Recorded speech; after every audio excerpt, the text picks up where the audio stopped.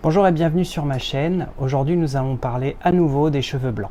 En avril 2020, j'ai sorti une vidéo sur les cheveux blancs et vous avez été très nombreuses et nombreux à m'en parler, à me poser des questions, à venir me voir même en salon, et du coup j'ai accompagné plusieurs dizaines, voire même une bonne centaine d'entre vous en salon. Je vous ai accompagné dans votre transition sur les cheveux gris et j'ai eu beaucoup de retours et on va pouvoir parler à nouveau de toutes les questions qui ont pu se poser pendant tout ce temps. Qu'est-ce que je peux vous apporter comme élément de réponse par rapport en fait à plusieurs sujets qui sont récurrents. Et j'ai beaucoup de choses à vous dire.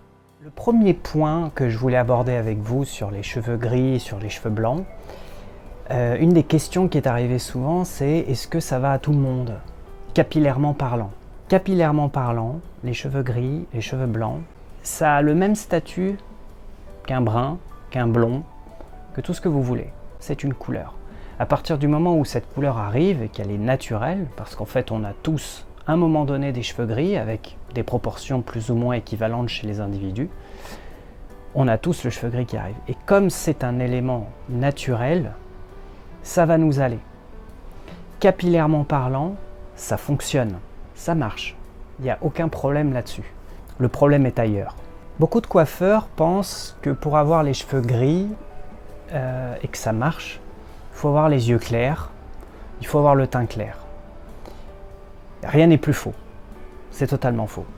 La preuve en est, c'est que lors de la première vidéo que je vous ai montrée sur les cheveux gris en avril dernier, que je vous mettrai là, mais qui sera aussi disponible en fin de vidéo, si vous ne l'avez pas vue, je vous conseille de la voir.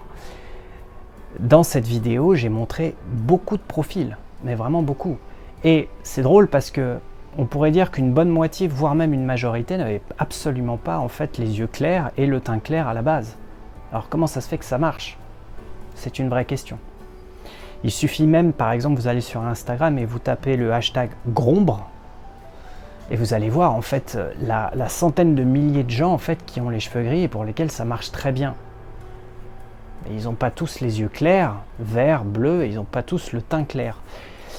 Mais il y a un élément qui se passe en fait quand vous avez un taux de cheveux gris qui est important, qui arrive sur vos cheveux, c'est que de toute façon ça va éclaircir votre teint d'une manière ou d'une autre.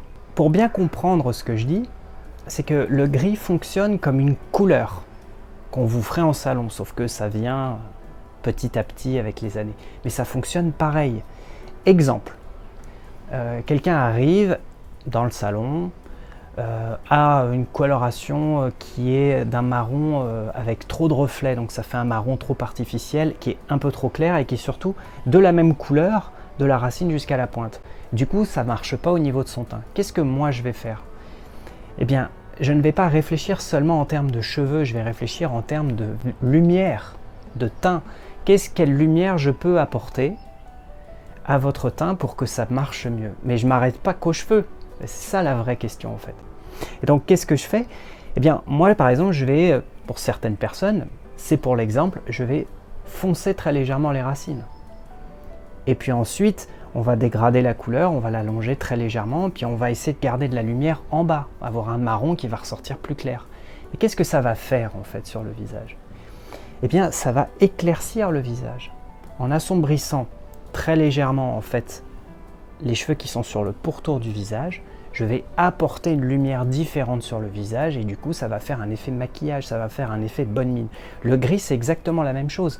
Le gris apparaissant, envahissant, va éclaircir lui aussi le teint et va apporter une nouvelle lumière sur le teint. Donc réellement, quelqu'un qui a des cheveux complètement gris ou blancs, il est très compliqué de savoir quelle était sa couleur avant, puisqu'on ne peut pas vraiment se baser sur sa couleur de peau. Si ça se trouve, cette personne était réellement blonde, si ça se trouve, cette personne était réellement brune. On pourrait peut-être avoir un petit indice sur la couleur des yeux, par exemple. Mais là encore, on pourrait être surpris. Moi, je l'ai été beaucoup, donc je reste très humble par rapport à ça. Donc ça, c'est le premier point, c'est que capillairement parlant, le gris, ça fonctionne pour tout le monde. Mais ce n'est pas le seul sujet. Le sujet numéro 2 qui est revenu et sur lequel j'ai beaucoup réfléchi et qui est vraiment le point central de cette vidéo, c'est est-ce que c'est fait pour vous? Est-ce que le fait de se laisser pousser les cheveux gris, c'est bien pour vous? Et là, on est au cœur du problème. On a vu que capillairement parlant, juste d'un point de vue cheveux, de couleur, ça a tendance à fonctionner. Mais ça, c'est si on regarde uniquement la tête. Qu'en est-il de l'ensemble de votre style? Qu'en est-il de ça? Ça, c'est la vraie question en fait. Et c'est la vraie question que beaucoup de gens se posent en fait. On va tenter d'y répondre. Quand une personne vient me voir pour que je l'accompagne sur son chemin de cheveux gris ou de cheveux blancs, la première chose que je regarde, c'est la personne tout entière. C'est-à-dire debout, évidemment sans peignoir, de base. Comment est-ce qu'elle est habillée? Est-ce qu'elle est maquillée?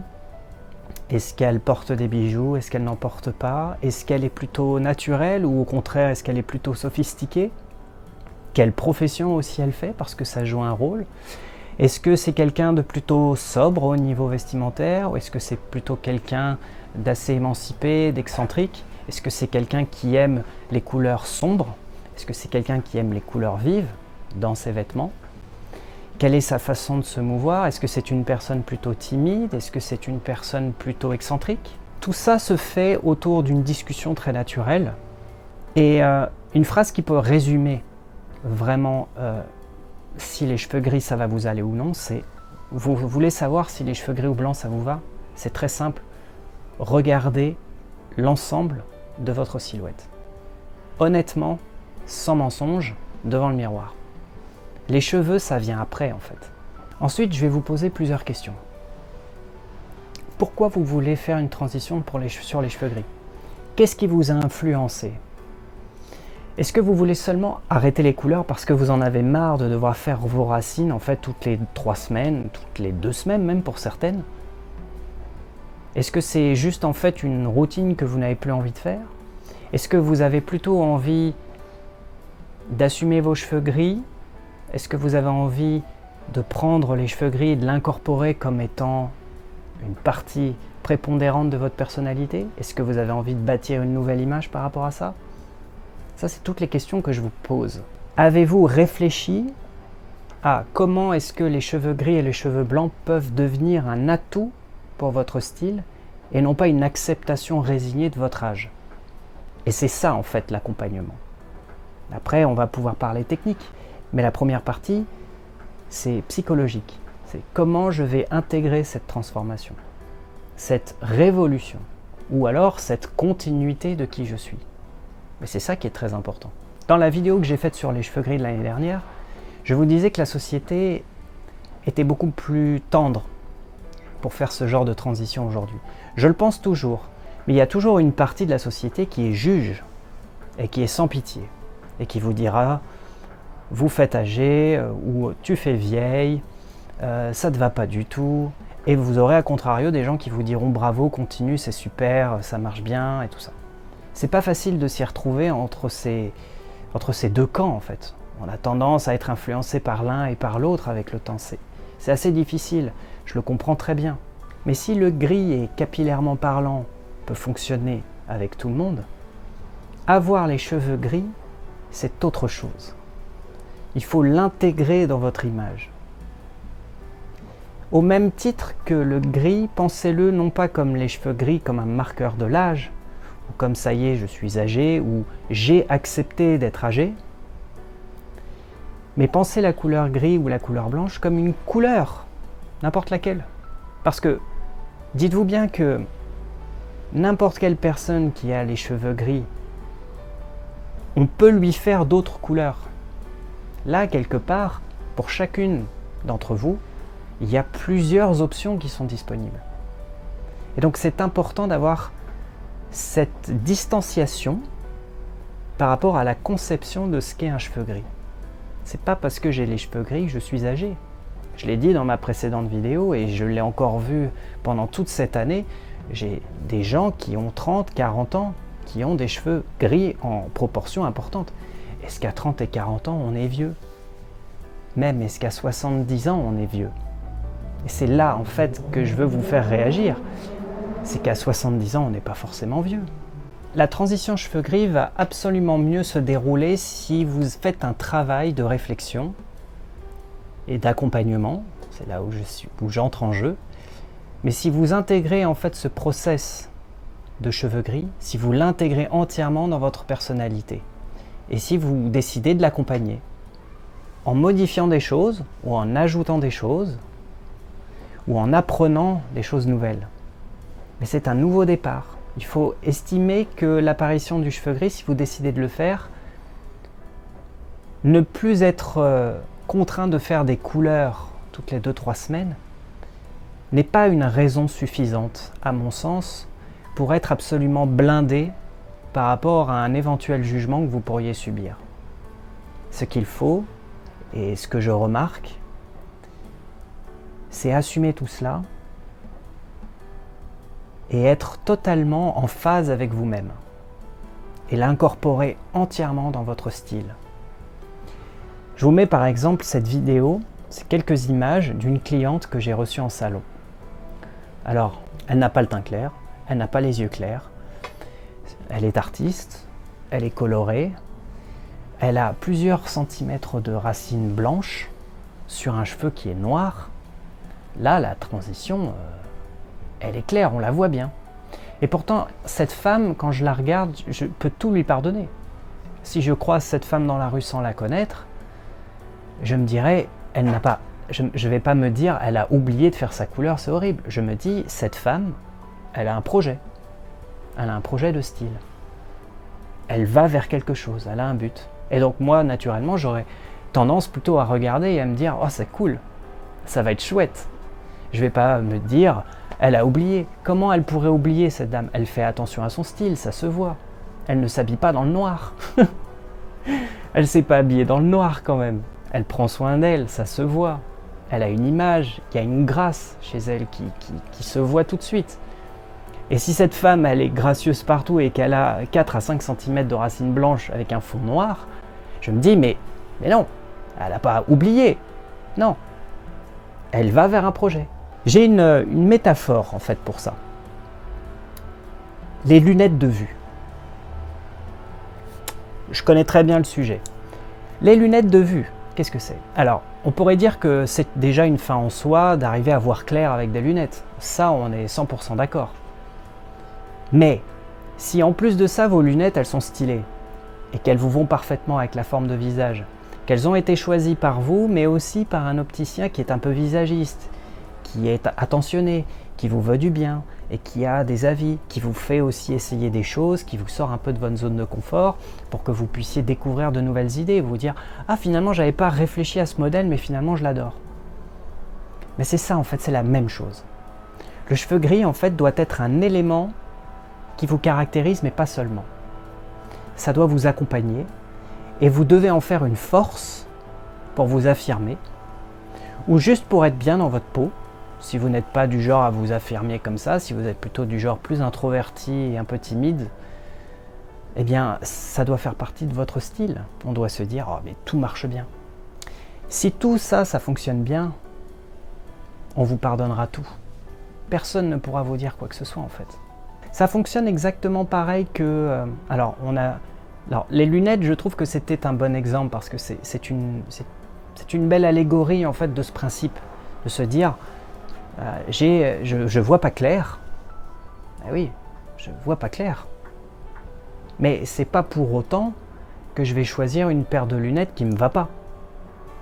Personne va vous en vouloir de pas voir clair. Par contre, vous pourrez peut-être subir des reproches en vous disant ces lunettes ne te vont pas. Mais personne va vous reprocher d'être myope, d'être astigmate, d'être presbyte. Personne. D'ailleurs, personne ne vous pose la question la première fois qu'il vous rencontre, c'est quoi ton problème de vue? Exactement comme le tatouage. Tout ça est fait pour créer plus de liens plutôt que de fermer des portes. Par exemple, moi je possède un tatouage ici, c'est une belle histoire, puisque lorsqu'on croise quelqu'un qui a un beau tatouage, on aura tendance à aller lui demander « Ah, excusez-moi, j'aime beaucoup votre tatouage, où est-ce que vous l'avez fait ?» C'est exactement ce qui m'est arrivé. Il y a des années de ça, en fait, j'ai croisé quelqu'un qui avait un tatouage magnifique, je lui ai demandé, elle m'a donné l'adresse, ça a mûri pendant des années. Le cheveu gris, la transition sur le cheveu gris, les grosses différences de racines, j'ai 5 cm de racines, le reste c'est brun, ça peut être en fait une invitation à la discussion. On a envie plutôt d'être curieux, plutôt que de vous dire t'aurais pas oublié de faire ta couleur là? Là, ce serait plutôt lorsque tout le style va avec, lorsqu'il y a quelque chose qui est en cours, un process qui est en cours, un projet. On a plutôt, tout naturellement, inconsciemment, plutôt envie d'aller voir cette dame-là, cette femme, ou même cet homme. On a envie d'aller lui dire, d'aller lui poser des questions. Parce que cette personne, au lieu d'être critiquable, elle devient inspirante. Bon, du coup, on a vu tout l'aspect un peu psychologique et l'état d'esprit que je trouve qu'il est bon d'avoir lorsqu'on se lance dans ce processus. Ça veut donc dire que on y réfléchit un petit peu. On ne se laisse pas forcément influencer par les cheveux gris ou par la couleur. Vous voyez ce que je veux dire? C'est-à-dire que autant il y avait un dogme à une époque qui vous disait si vous ne faites pas de couleur, vous ferez négliger. Ce dogme est en train de se retourner. Pour autant, avoir les cheveux gris et être influencé par les cheveux gris ne doit pas aussi être un dogme à nouveau. Si ça ne vous va pas, si vous n'avez pas envie, comme c'est le cas de plusieurs centaines de mes clientes qui ne veulent pas entendre parler des cheveux gris. Parce que pour certaines personnes, la couleur, c'est un élément identitaire aussi. Elles en ont fait un style, elles en ont fait quelque chose qui les accompagne, exactement de la même façon qu'un cheveu gris. C'est le même processus. Chercher une couleur qui vous va, chercher un style qui vous va, c'est le même processus qu'avec le cheveu gris. C'est comment je vais faire en sorte que le cheveu gris fasse partie de mon style et que je puisse construire ce style. Cette image de moi-même qui, lorsque je me regarde dans la glace, fera que je me sentirai bien, confiante et heureuse. C'est tout. Donc tout ça, c'est la partie psychologique, le mindset. Ensuite, il y a des retours plus techniques dont on va parler maintenant dans cette deuxième partie de vidéo. Et un des premiers sujets, moi, qui m'est beaucoup revenu, c'est le jaunissement des cheveux blancs. Comment gérer ça? Alors pourquoi déjà est-ce que les cheveux gris, les cheveux blancs, parfois, pas chez tout le monde, ça a tendance à jaunir? Alors il y a plusieurs raisons. Ça peut être la pollution, ça peut être, et surtout, le rayonnement solaire, ça peut être l'eau iodée, ça peut être l'eau très chlorée. C'est pour ça que la plupart des personnes, quand elles reviennent me voir, c'est souvent après les vacances, quand il y a eu du soleil, du chlore et de la plage, donc de l'air iodé, tout ça. Tous ces éléments peuvent provoquer un jaunissement chez certaines personnes, mais pas chez tout le monde.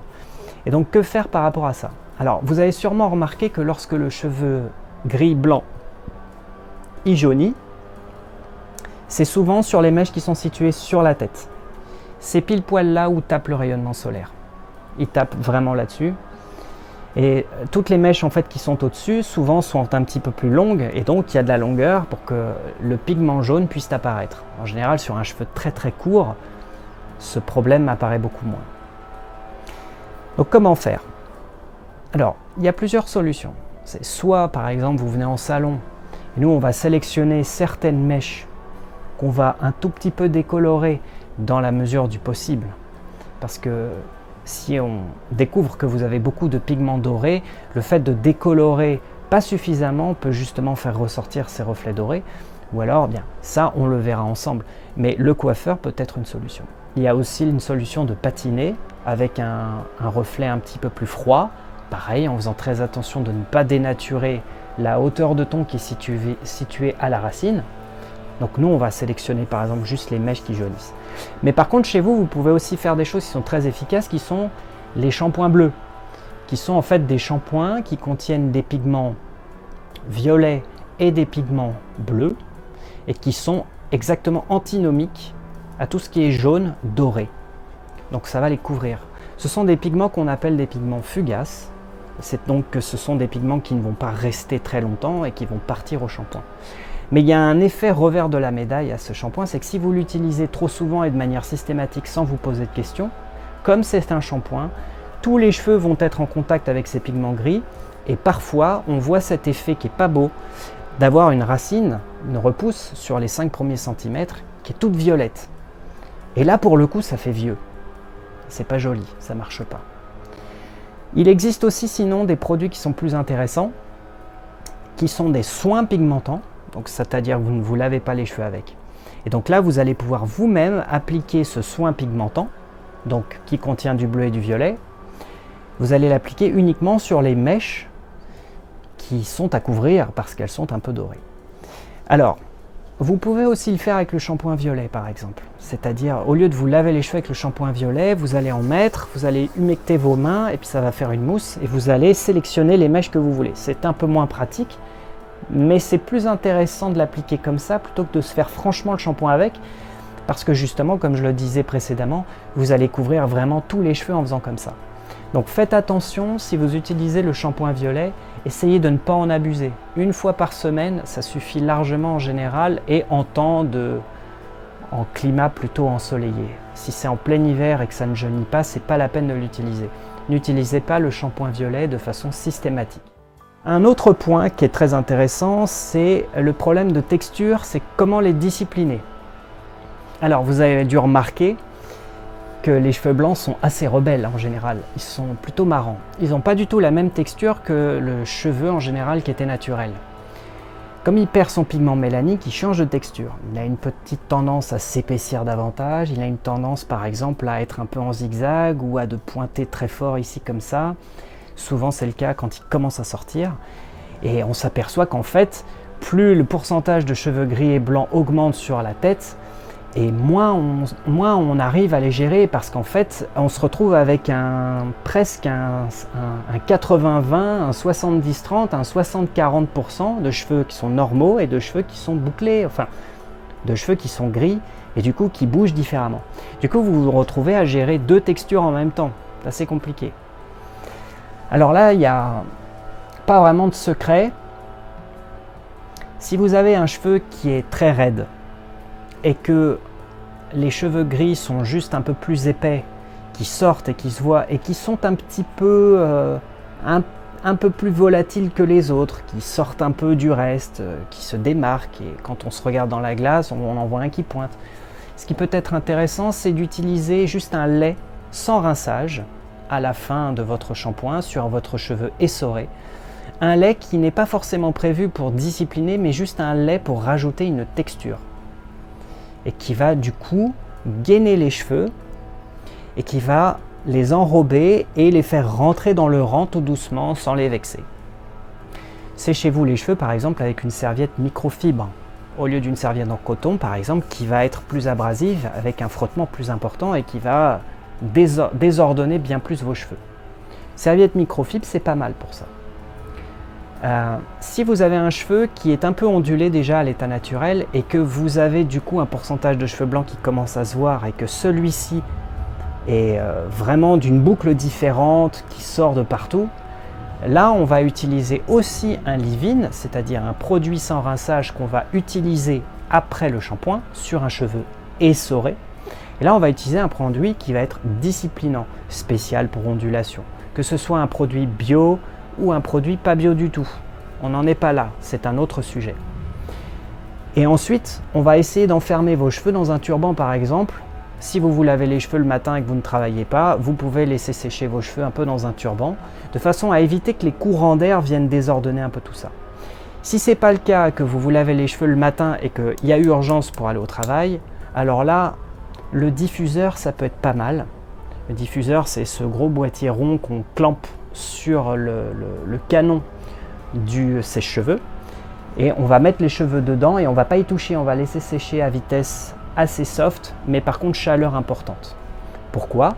Eh bien on va essayer de traiter les cheveux du mieux possible tous ensemble en même temps.